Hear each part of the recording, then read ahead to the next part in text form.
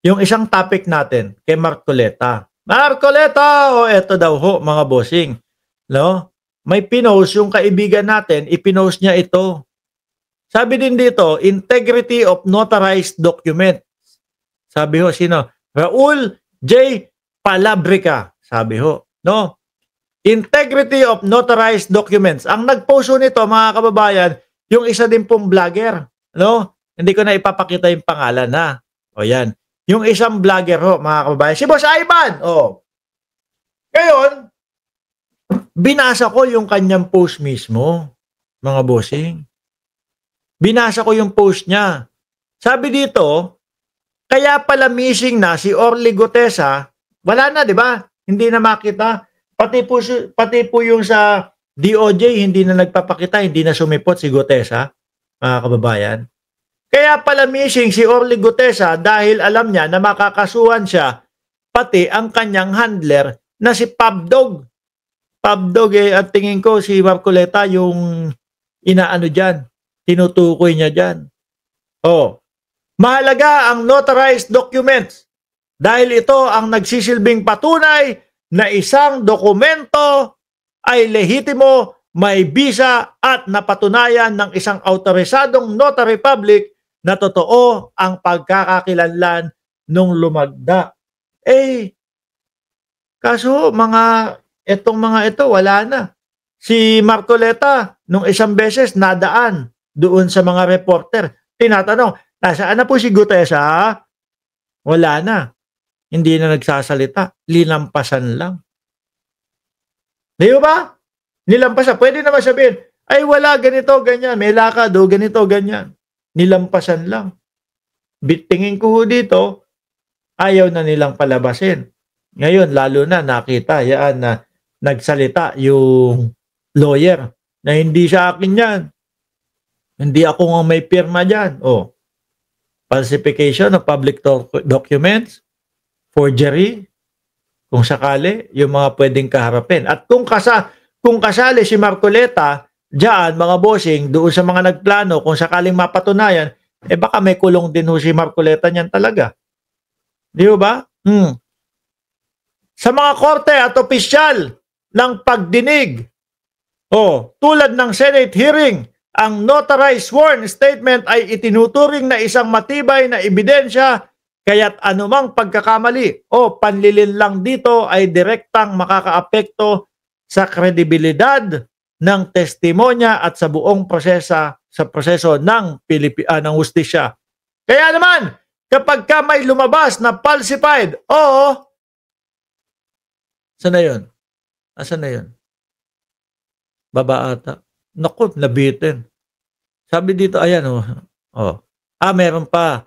Kaya naman, kapag may lumabas na falsified o unauthorized notarized document, hindi lamang ito simpleng pagkakamali, kundi isang seryosong paglabag na maaaring bumaliktad ang laban ng nagpresenta nito. Baka may kaso, baka may kulong pa yan. Ano?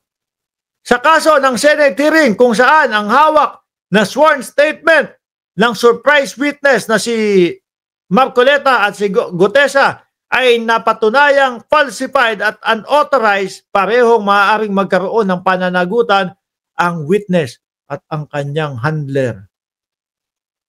Marcoleta. Nako, tuloy.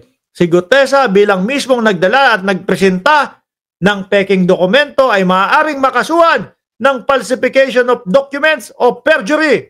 Ngunit kung mapatunayan na si Senator Marcoleta ang nag-utos, nako po, nakipagsabwatan o sadyang gumamit ng peking ebidensya para palakasin ang kanyang posisyon, maaari rin siyang makasuhan bilang principal o accomplice sa paggamit ng falsified documents. Aray ko.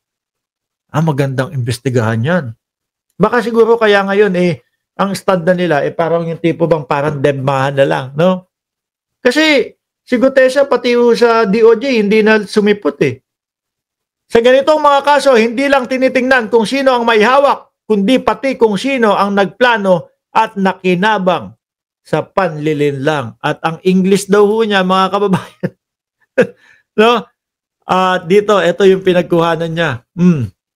That may include giving a copy of the notarial commission to make sure her or she is authorized to perform the notarial acts, and like the signatories, a photocopy of government-issued identification that bears his and her signature. If that happened, the blame should go to the mastermind of the poorly conceived caper in the Senate hearing, or for the good old days when the Senate was composed of men and women proven probity and integrity. Magkakaalaman ho yan, mga kababayan. Magagalit na naman yung mga DDS pag inimbestigahan si Marcoleta.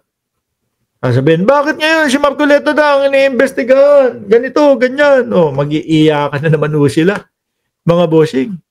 Abogado si Romualdez, sigurado babalikan. Ano? Abogado si Romualdez, saan ba yun? Ito. Babalikan niyang si Gutesa. Robin! Matapos nyo kaming lokohin ng impeachment ni Sara, dapat pa ba kayong pagbigyan ng inyong kahilingan? Gusto nyo, kayo na lang ang masusunod sa lahat ng gusto ninyo. Grabe, ano? O, sandali nga.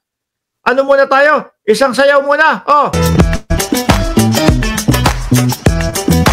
Bago tayo matapos, ay mga kababayan, pati sa lalamunan, 1 oras, 27 minuto tayong magkakasama. Magpapasalamat ako sa inyo, no? Sa pagtangkilik dito sa ating channel. Sayawan muna. Isang bagsak muna. Sayawan, AI ho yan, ha? Muli po, maraming salamat and God bless po sa ating